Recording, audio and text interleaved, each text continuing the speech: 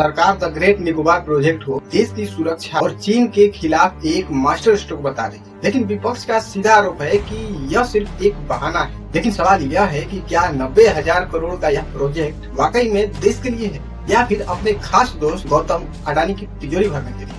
राहुल गांधी ने साफ कहा है कि यह विकास नहीं बल्कि विनाश है, जिसे सिर्फ कारपोरेट के फायदे के लिए डिजाइन किया गया है। सबसे बड़ी हैरानी की बात यह है कि जब एनजीटी ने इस पर रिपोर्ट मांगी तो सरकार ने उसे सील्ड कवर में पेश किया। अगर सब कुछ देश के हित में है तो इतना छुपाया क्यों जा रहा है। इस प्रोजेक्ट को मंजूरी दिलाने के लिए सरकार ने संस्थाओं पर भारी दबाव डाला। आरटीआई और मीडिया रिपोर्ट से पता चला है कि जांच करने वाली साइंटिफिक संस्थाओं को बहुत कम समय दिया गया और उनसे नॉन डिस्क्लोजर एग्रीमेंट साइन करवाया गया। इसका मतलब है कि वैज्ञानिक ने वहां जो भी पर्यावरणीय खतरा को देखा वे उसे चाहकर भी जनता को नहीं बता सकते। जब गृह मंत्रालय खुद नेशनल सिक्योरिटी का कार्ड देता हो तो सच्चाई को दबाना आसान होता है। भारतीय कानून के तहत यह सबसे संवेदनशील क्षेत्र है जहाँ किसी भी तरह का निर्माण सख्त माना है। यहाँ 20,000 से ज्यादा कोरल कॉलोनियां और जायंट लेदरबैक कछुओं का सबसे महत्वपूर्ण ब्रीडिंग ग्राउंड है। लेकिन सरकार ने रातों रात यूनेस्को बायोस्फीयर रिजर्व और ट्राइबल प्रोटेक्शन के कानूनी कवच को हटा दिया। क्या महज कुछ कॉन्ट्रैक्ट के लिए कानून का मजाक बनाना सही है? इस प्रोजेक्ट के लिए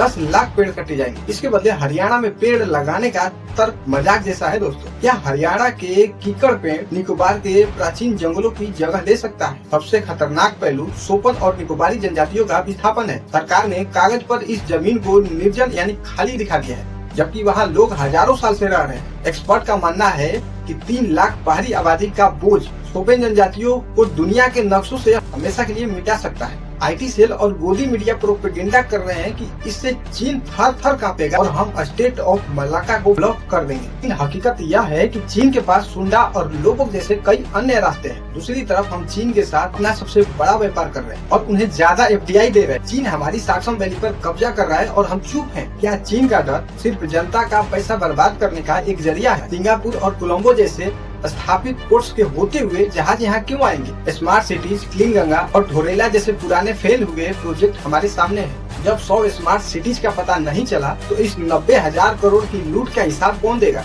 क्या यह प्रोजेक्ट भी उत्तर प्रदेश के उन खाली पड़े एयरपोर्ट की तरह सिर्फ फीता काटने तक सीमित रह जाएगा? गवर्नमेंट को जवाब देना होगा कि क्या यह विकास असली है? क्या हम अपने अनमोल जंगल, दुर्लभ कछुओं और प्राचीन जनजातियों को कुछ इंडस्ट्रीज कॉन्ट्रैक्ट के लिए कुर्बान कर सकते हैं? यह प्रोजेक्ट विकास के नाम पर एक बड़ा एनवायरमेंटल और इकोनॉमिक फ्रॉड लगता है। यह शिपिंग या डिफेंस मंत्रालय नहीं बल्कि सीधे गृह मंत्रालय द्वारा मॉनिटर किया जा रहा है, जो उसकी मंशा पर गहरे सवाल खड़े करते हैं। दोस्तों, आपको क्या लगता है कि पर्यावरण और जनजातियों की कीमत पर होने वाला यह विकास भारत के लिए सही है या यह सिर्फ कारपोरेट मित्रों के लिए बिछाया गया एक जाल है?